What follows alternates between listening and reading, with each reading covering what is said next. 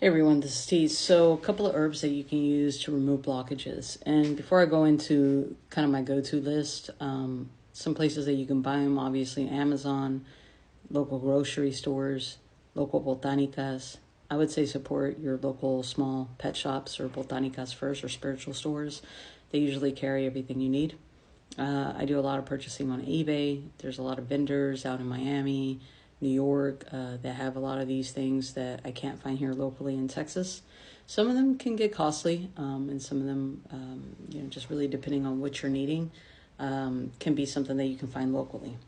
So, five-finger grass or cinquefoil is one of the herbs that I love to use for money and prosperity, but it's also great to break curses and hexes and remove blockages. Angelica root is another one I go to.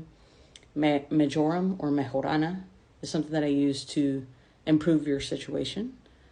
Devil's claw. You could probably find that online. And I like using this because it's great to remove curses and blockages, but it's also to claw your way out of a situation. So if you're in a pretty challenging situation, a fucked up situation, you got to find a way to kind of claw your way or get your way out of it. I would carry some in maybe a cloth bag or a mojo bag, and then you can also use it in a bath. Bloodroot, rosemary, those are also great for breaking curses and removing blockages. Really, it just depends what particular route you're working in. I know in Espiritismo, spirituality practices, we use also ruda or rue. This is a very magical herb used to purify, remove negative energies, also to remove any witchcraft or evil eye. I carry that a lot also in a mojo bag or a gree bag. Mugwort, it's something that you can use to cleanse your crystals. You can use it to remove blockages, negative energy, things of that sort.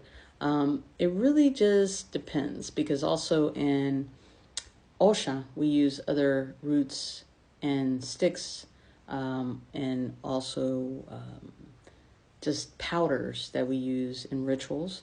So one of my go-tos is called Rompe Sarawe. You could probably purchase that at a botanica store, Osha Ifa Santeria store.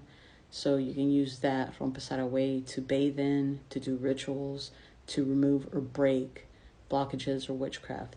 Vencedor, Palo Vencedor, it's a stick.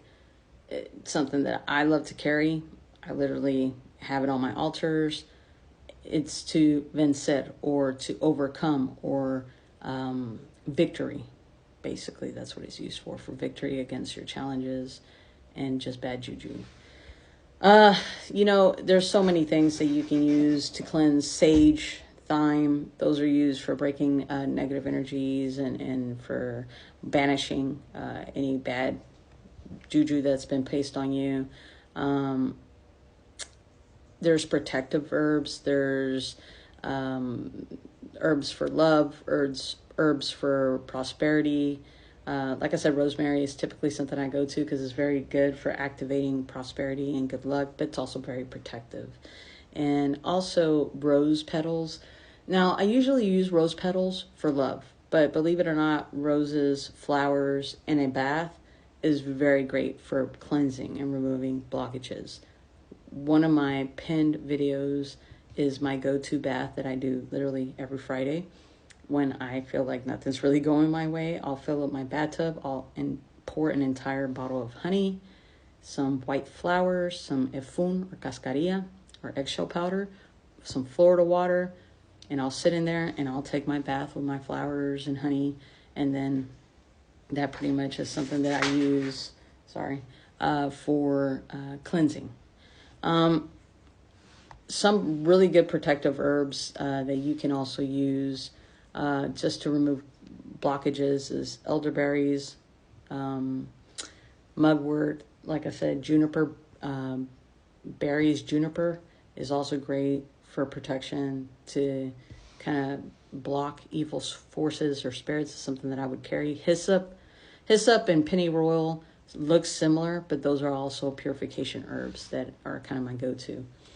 Before you start using all of these herbs and mixing things together. Make sure they go with each other. There are bitter herbs and sweet herbs. Some herbs work together, some don't. And then also, I would suggest that you make sure you do your research and make sure these can be applied topically. There are some herbs, both fresh and dry, that can be very toxic. So you don't want to obviously take a bath with certain herbs that can cause some kind of issue, rash and things of that sort. And then there's also poisonous herbs. So before you start buying stuff, do your research. See what goes with what. Some practitioners already have a recipe list of what they like to put together for certain situations. I have my list of recipes that if someone comes to me with blockages, I know exactly what to put together if they wanted to do a bath.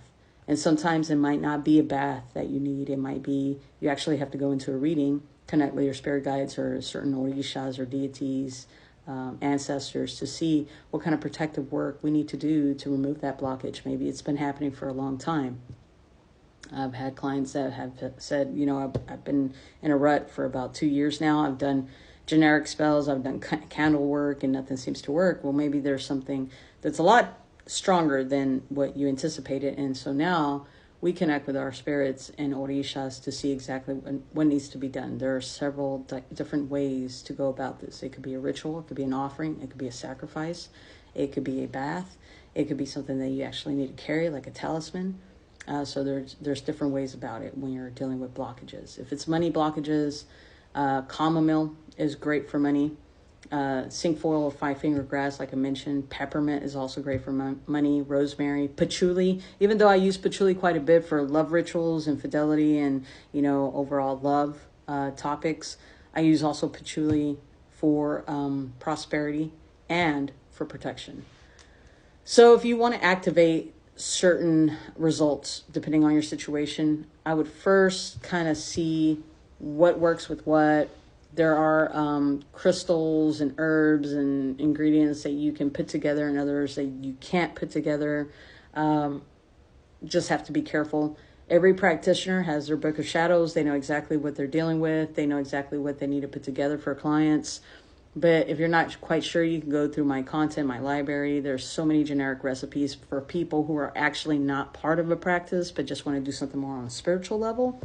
So you can definitely kind of use those videos to kind of help guide you. But let's just say you've tried everything. You've seen my videos, you've seen other videos, and nothing seems to work. Then at this point, I would say connect with a practitioner, someone who's initiated. They know what the fuck they're doing, and let them pull a read and see exactly what needs to be done. Hope this video helps you guys. Thanks again for watching. H y bendiciones.